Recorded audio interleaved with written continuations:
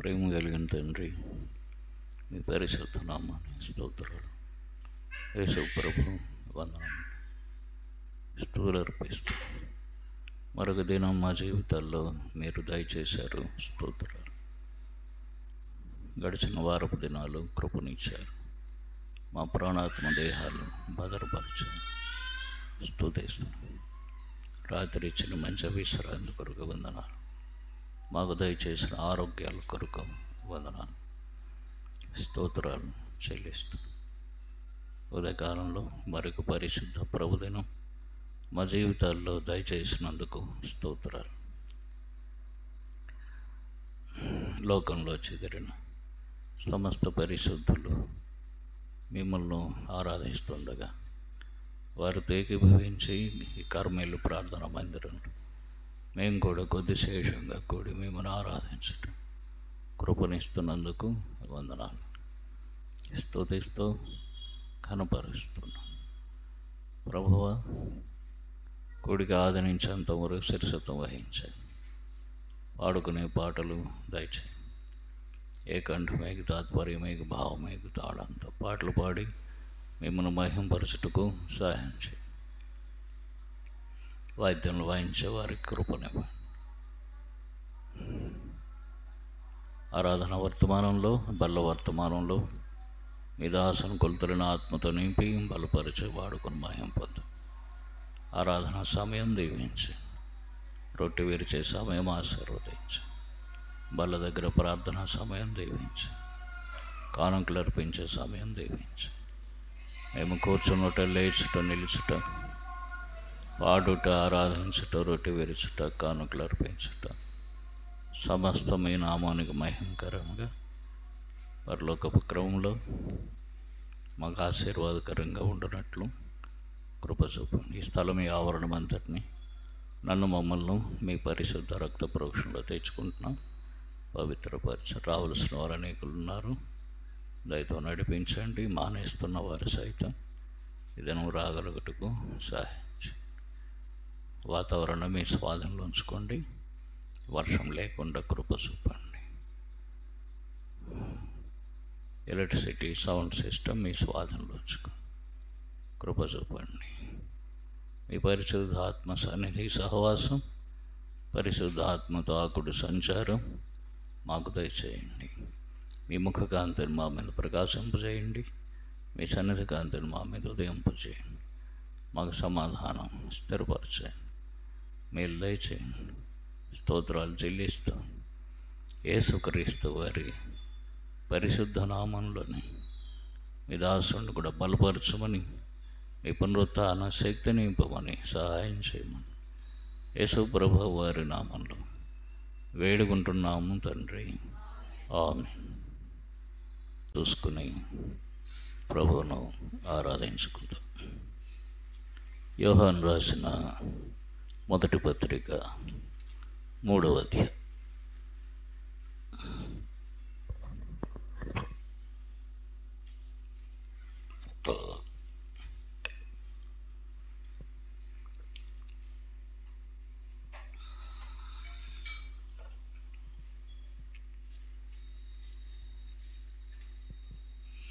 యోహాను రాసిన మొదటి పత్రిక 3వ అధ్యాయం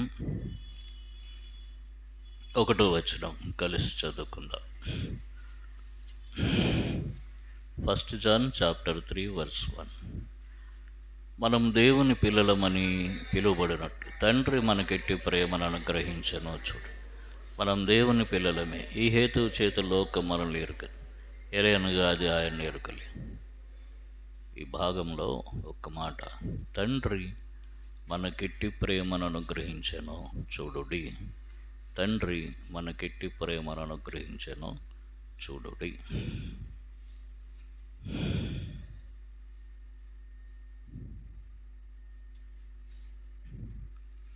ప్రార్థన చేసుకో. ప్రేమ కలిగిన తండ్రి, మీ పరిశుద్ధ నామానికి స్తోత్రాలు యేసు ప్రభు వందరములైన స్తుతులు అర్పిస్తున్నాం. ఘనత మహిమ ప్రభావములు మీకు ఆరోపిస్తున్నాం. నమ్మదగిన దేవుడు స్తోత్రాలు చెల్లిస్తూ ప్రభువా పాటల ద్వారా మిమ్మల్ని ఘనపరచడానికి, కీర్తించడానికి, మా ప్రాణాత్మలో తృప్తి పొందడానికి సహాయం చేసినందుకు వందనాలు. మీరు ఎంతైనా నమ్మదగిన దేవుడు. మేము ఎప్పుడు బలహీనులమో మమ్మల్ని అప్పుడే బలపరిచే దేవుడుగా ఉన్నారు. ప్రభువా, మిమ్మల్ని స్తుతిస్తూ ఘనపరుస్తూ మీకు వేరుగా ఉండి మేమేమీ చేయలే. మీరు మా యందును మేము మీ యందు నిలిచి ఉండుటే గొప్ప ధన్యత. ఈ గొప్ప ధన్యతను మా జీవితాల్లో మాకు అనుగ్రహించి కొనసాగింపజేస్తున్న దేవుడు స్తుతిస్తూ ఘనపరుస్తున్నా. దేవా, ఈ ఉదయకాలంలో చదువుకున్న లేఖన భాగములను మా గమనంలో బోధించండి. ఆరాధించుకున్నట్టుకు మమ్మను సిద్ధపరచండి. ఆత్మతో సత్యంతో మిమ్మల్ని ఆరాధించుకున్నట్టుకు మమ్మల్ని సిద్ధపరచుమని సహాయం చేయండి. స్తుతులు అర్పిస్తూ ఘనత మహిమ ప్రభావములు మీకు ఆరోపిస్తూ మీ దాసుని శక్తిహీనుడు బలపరచండి. మీ శక్తితో నింపండి. పునరుత్థాన శక్తి నింపు. మాట్లాడుతూ శక్తి ఇచ్చి సహాయం చేయి తండ్రి. మిమ్మల్ని స్వరం మాకు వినిపింపచేయి.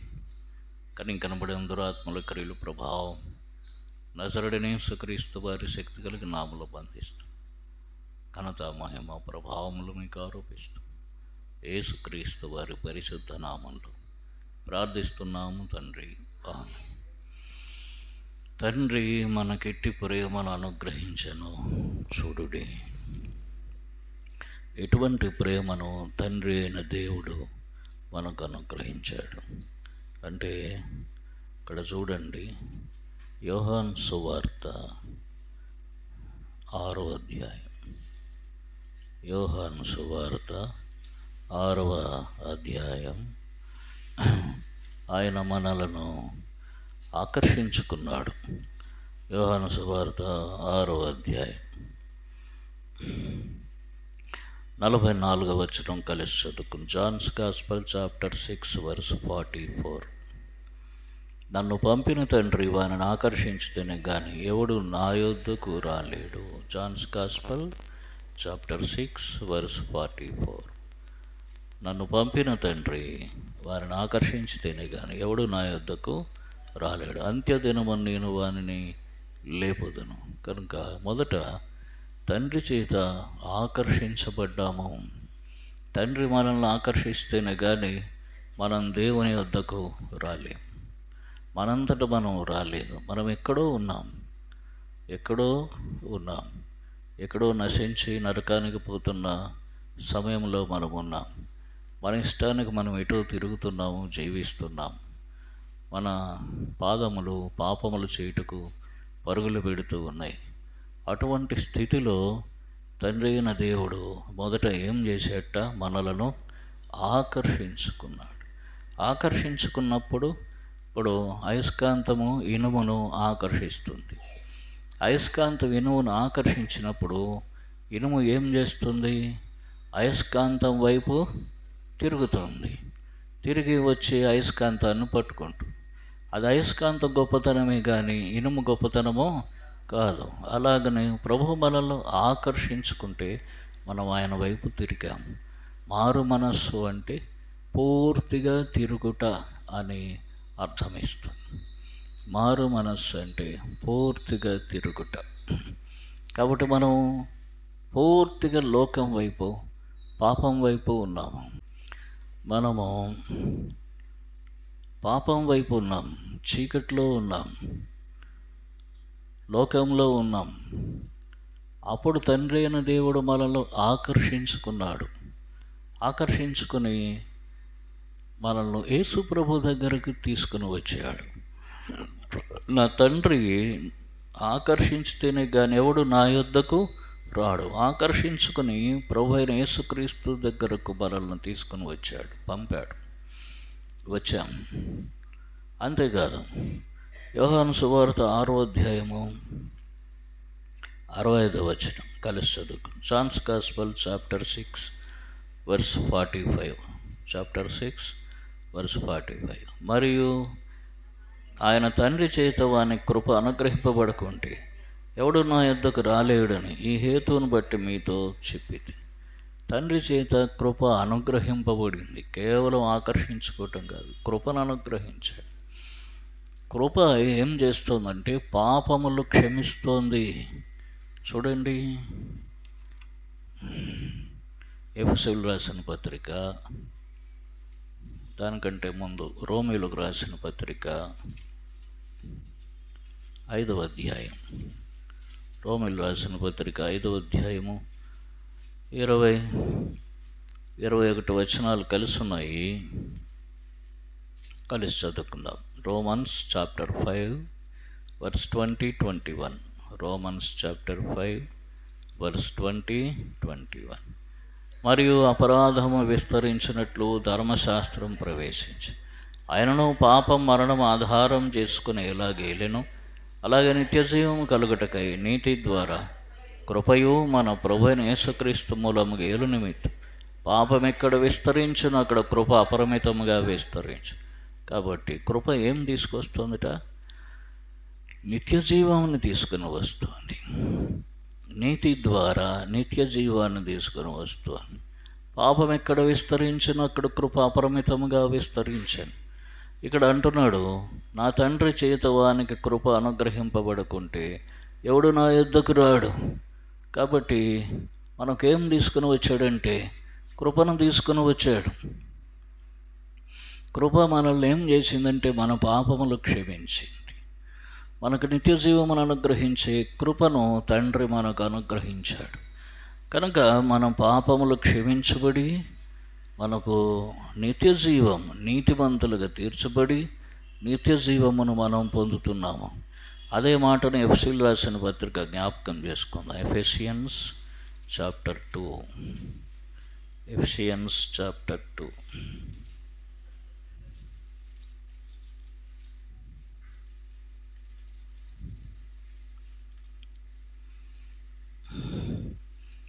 వర్స్ 8వ వచనం. మీరు విశ్వాసము ద్వారా కృపచేతనే రక్షింపబడి ఉన్నారు. ఇది మీ వలన కలిగినది కాదు, దేవుని వరం. కృపచేత రక్షణ, కృపచేత నీతి, కృపచేత రక్షణ, కృప ద్వారా నీతి, కృప ద్వారా నిత్య జీవం. రోమా 5లో అంటాడు, కృప ద్వారా నీతిమంతులుగా తీర్చబడ్డామంటాడా?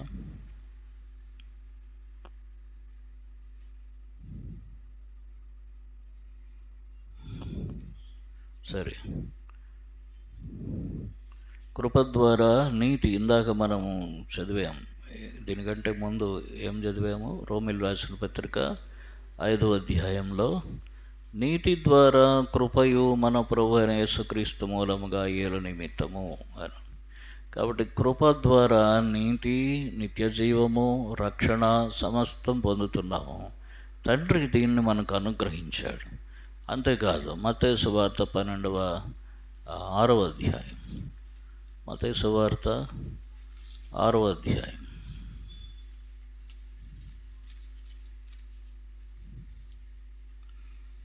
మత్తయి సువార్త 6వ అధ్యాయము 14వ వచనం కలిసి చదువుకున్నాం. మత్తయి 6:14. Matthew's chapter 6 verse 14. మాథ్యూ 6:14. మనుష్యుల అపరాధములను మీరు క్షమించినట్లు మీ పరలోకపు తండ్రి మీ అపరాధములు క్షమించి. ఇప్పుడు మనము అపరాధములు, మనుషుల అపరాధాలు క్షమించము లేదో, లేకపోయినప్పటికీ కూడా తండ్రి అయిన దేవుడు మన అపరాధాలు క్షమించాడు, మన పాపములను క్షమించాడు.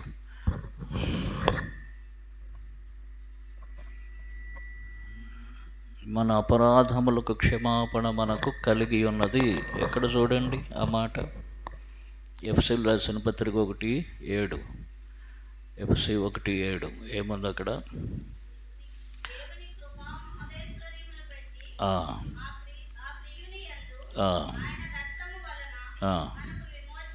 అనగా మన అపరాధములకు క్షమాపణ మనకు కలిగి ఉన్నది. కనుక తండ్రి అయిన దేవుడు మొదట ఆకర్షించుకున్నాడు. ఆకర్షించుకున్నప్పుడు మనం ఎక్కడో చెత్తలో ఉన్నాం, పాపంలో ఉన్నాం, చీకట్లో ఉన్నాం, లోకంలో ఉన్నాం. మనల్ని ఆకర్షించుకున్నాడు. ఆయన వైపు తిరిగాం. తిరిగితే మనకు కృపను అనుగ్రహించాడు. కృపను అనుగ్రహించటం వల్ల యేసుప్రభు వారి దగ్గరకు వచ్చాం. యేసుప్రభు వారు మనకేమిచ్చాడు? తన రక్తమునందు విమోచనం అనగా మన అపరాధములకు క్షమాపణ ఇచ్చాడు. ఆ తర్వాత మనల్ని నీతిమంతులుగా తీర్చాడు. నిత్య జీవమునకు వారసులుగా చేశాడు. ఇదంతా తండ్రి అయిన దేవుడు మన పట్ల చూపిన ప్రేమ. ఆ తరువాత చూడండి ఇంకా ఏం చేస్తున్నాడంటే, ఆయన తన తోటలో మనలను నాటాడు. అది మత్తయి సువార్త 13వ అధ్యాయము 15వ అధ్యాయం, మత్తయి సువార్త 15వ అధ్యాయం 13వ వచనం. Matthew's gospel chapter 15, Matthew 15 verse 13. ఆయన పరలోకమందున నా తండ్రి నాటిన ప్రతి మొక్కయో పెళ్ళగింపబడును. తండ్రి నాటని మొక్క, తండ్రి నాటిన మొక్క. యెషయా గ్రంథం చూడండి, యెషయా గ్రంథం 61వ అధ్యాయం, యెషయా గ్రంథం 61వ అధ్యాయం 3వ వచనంలో చివరి భాగంలో ఉంటుంది. Isaiah chapter 61, Isaiah chapter 61 verse 3 చివరి ఉంటుంది. నీతి అను మస్తకి వృక్షములనియు యెహోవా నాటిన చెట్లనియు వారికి పేరు పెట్టబడును. కనుక మనకు ఒక పేరు పెట్టాడు, యెహోవా నాటిన చెట్లు. తండ్రి నాటిన మొక్కలం, తండ్రి నాటిన చెట్లు. ఈ రీతిగా దేవుడు మన పక్షంగా గొప్ప కార్యాలు చేస్తున్నాడు. తీసుకొచ్చి ఎక్కడ నాటాడు? ఎక్కడో మనము లోకంలో ఉన్న స్థితిలో నుంచి తీసి దేవుని ఇంటిలో, దేవుని రాజ్యంలో మనల్ని నాటాడు. కనుక మనం ధన్యులమయ్యాము. తండ్రి మనకెట్టి ప్రేమను అనుగ్రహించెనో చూడుడి అన్నాడు. తర్వాత ఏమన్నాడు? మత్తయి సువార్తలో చూడండి ఇంకొక మాట, 25వ అధ్యాయం, మత్తయి సువార్త 25వ అధ్యాయము 34వ వచనం కలిసి చదువుకుందాం. మాథ్యూస్ చాప్టర్ 25 వర్స్ 34 కలిసి చదువుకుందాం. అప్పుడు రాజు తన కుడివైపునున్న వారిని చూచి, నా తండ్రి చేత ఆశీర్వదింపబడిన వారులారా రండి, లోకం పుట్టినది మొదలుకొని మీ కొరకు సిద్ధపరచబడిన రాజ్యం స్వతంత్రి. తండ్రి చేత ఆశీర్వదింపబడిన వారులారా. అంతేకాదు, ఇప్పుడు ఏం చేశాడు? మనల్ని ఆశీర్వదించాడు. తండ్రి చేత ఆశీర్వదింపబడిన వారు మరొకరు ఉన్నారు. వాళ్ళెవరు? 41వ వచనం చూడండి, చదవండి ఎవరన్నా. 41.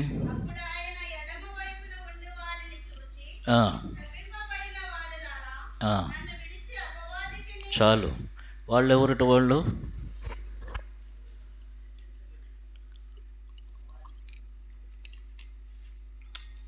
శపింపబడిన వారు. ఎవరి చేత శపింపబడ్డారు? వారు కూడా తండ్రి చేతే శపింపబడ్డారు. వారు తండ్రి చేత శపింపబడిన వారు. మనమైతే తండ్రి చేత ఆశీర్వదింపబడిన వారం. అంటే మనం శపింపబడవలసిన వారమే. అయితే దేవుని మహాకృపను బట్టి తండ్రి చేత ఆశీర్వదింపబడిన గుంపులోనికి వచ్చాము. కాబట్టి ఏమవుతున్నది?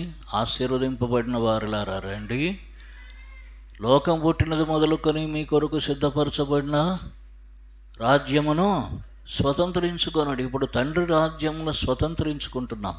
అందుకని చూడండి, లూకా సువార్త 12వ అధ్యాయము 32వ వచనం అనుకుంటా. లూకా సువార్త 12:32 కలిసి చదువుకుందాం. Luke's gospel chapter 12:32. Luke's gospel chapter 12 verse 32 కలిసి చదువుకుందాం. చిన్నమంద భయపడకుడి, మీకు రాజ్యం అనుగ్రహించటం మీ తండ్రికి ఇష్టమైన. తండ్రికి ఇష్టమైంది ఏమిటంటే ఆ రాజ్యం మనకు అనుగ్రహించటం. తండ్రి మనకెట్టి ప్రేమను అనుగ్రహించెనో చూడుడి. అర్థమవుతోందా ఈ విషయాలన్నీ? తండ్రి మనల్ని ఆకర్షించుకున్నాడు, తండ్రి మనకు కృపనిచ్చాడు, తండ్రి మనకు రక్షణ ఇచ్చి మన పాపములు క్షమించాడు. దానివల్ల మనకు రక్షణ. యేసుప్రభు వారికి మనల్ని అప్పగించాడు, దానివల్ల మనకు నీతి. తరువాత మన అపరాధముల క్షమాపణ, మనకు గొప్ప రక్షణ, నిత్య జీవం కొరకైన నిరీక్షణ, ఇవన్నీ మనకు అనుగ్రహిస్తున్నాడు. తర్వాత ఇంకా ఏం చూసాం? తండ్రి మనల్ని ఏం చేశాడు? ఆశీర్వదించి నాటాడు. తన పొలంలో, తన తోటలో నాటాడు. యెహోవా నాటిన మొక్కలుగా, తన చేతితో నాటబడిన మొక్కలు. ఆ ధన్యతను పొందాం. పరలోక రాజ్యం నిమిత్తమైన ఆశీర్వాదం మనకు అనుగ్రహించాడు. తండ్రి చేత ఆశీర్వదింపబడిన వారం. ఎంత గొప్ప ధన్యత! తండ్రి చేత శపింపబడవలసిన వారము ఇప్పుడు ఏ గుంపులో చేరామో, తండ్రి చేత ఆశీర్వదింపబడిన గుంపులో చేరి, చిన్నమంద భయపడకుడి, మీకు రాజ్యమైన తండ్రికి ఇష్టమైన, ఆయనకి ఇష్టమైంది మన విషయంలో, ఆయనకి ఇష్టమైన వారం అయ్యాము. తండ్రికి ఇష్టమైన వారం దేనికోసము? ఆయన రాజ్యం కొరకు, ఆయన రాజ్యం పొందటానికి ఇష్టమైన వారం. అంతేకాదు, లూకాసు వార్త 11వ అధ్యాయంలో అంటాడు. లూకాసు వార్త 11వ అధ్యాయంలో 13వ వచనం. లూక్స్ గాస్పల్ చాప్టర్ 11 వర్స్ 13 కలిసి చదువుకుందాము. Chapter 11 verse 13. లూక్. పరలోకమందున్న మీ తండ్రి తన్ను అడుగు వారికి పరిశుద్ధాత్మని ఎంతో నిశ్చయంగా అనుగ్రహించరు. ఏమడగాలో మనకు తెలియదు. మనం దేవుడి దగ్గరకు వచ్చి ఏమడుగుతున్నాం? పరిశుద్ధాత్మని ఇవ్వమని ఎప్పుడన్నా అడిగామా? మనం ఎప్పుడు అడగలే. అలా పెంటెకొస్తేళ్ళు అయితే అడుగుతారు. వాళ్ళు వచ్చి రమ్మంటారు, మళ్ళీ పొమ్మంటారు. వాళ్ళే ఇవాళకి అయిపోయింది, మళ్ళీ రేపు రా అంటారు. మనకి పరిశుద్ధాత్మ ఉన్నాడని తెలియదు, ఆయన పనిచేస్తాడని తెలియదు. ప్రభువుని వచ్చాం, దేవుడు ఆకర్షించుకున్నాడు, తండ్రి ఆకర్షించుకున్నాడు, వచ్చాం. మనం అడగకపోయినను పరిశుద్ధాత్మను మనకు నిశ్చయంగా అనుగ్రహించాడు. ఎప్పుడైతే మారు మనసు పొందామో, తండ్రి తన పరిశుద్ధాత్మను మనకు సంచకరువుగా అనుగ్రహించాడు. ఎఫెసీ పత్రికలో చెప్తాడు. ఆ పరిశుద్ధాత్మను మన హృదయముల్లోనికి, అబ్బా తండ్రి అని మొరపెట్టు తన ఆత్మను మన హృదయముల్లోనికి పంపాడు. కనుక మనం ధన్యులమవుతాం. కనుక తండ్రి మనకి ఎట్టి ప్రేమను అనుగ్రహించిన చూడండి, పరిశుద్ధాత్మను మనకు అనుగ్రహించి పరిశుద్ధాత్మతో మనల్ని నింపాడు. ఆ తర్వాత చూడండి ఎన్ని ఆశీర్వాదాలు ఆయన మనకు అనుగ్రహిస్తూ వచ్చాడు. కొలస్సి 1:13 అంటాడు. కొలస్సీలకు రాసిన పత్రిక, కొలస్సియన్స్ చాప్టర్ 1 వర్స్ 12 and 13. 12-13 ఇదంతా కలిసి ఉన్నాయి. ఏమని అంటాడంటే ఇక్కడ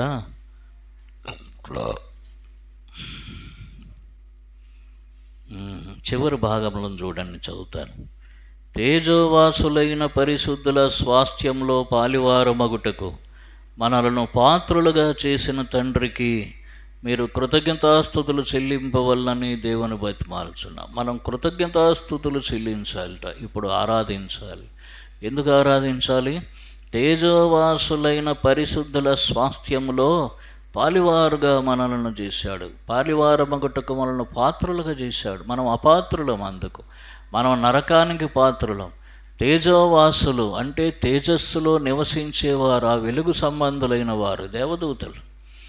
వారి యొక్క స్వాస్థ్యంలో తరువాత పరిశుద్ధులు, ఇదివరకు పాత నిబంధన కాలంలో దేవుని కొరకు బ్రతికినటువంటి వారు, హానోక మొదలుకొని తర్వాత వారందరూ వారితో పాటుగా ఆ స్వాస్థ్యంలో పాలివారుగా మనల్ని చేశాడు. పరిశుద్ధుల స్వాస్థ్యంలో దానికి పాత్రులుగా చేశాడు.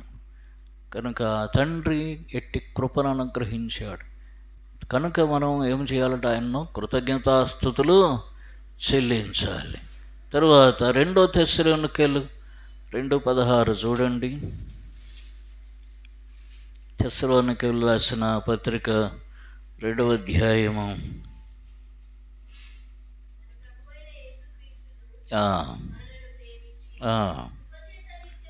కృపచేత నిత్యమైన ఆదరణయు శుభ నిరీక్షణయు అనుగ్రహించిన మన తండ్రి అయిన దేవుడు. చాలు. కాబట్టి ఇంకా ఏం చేసేట?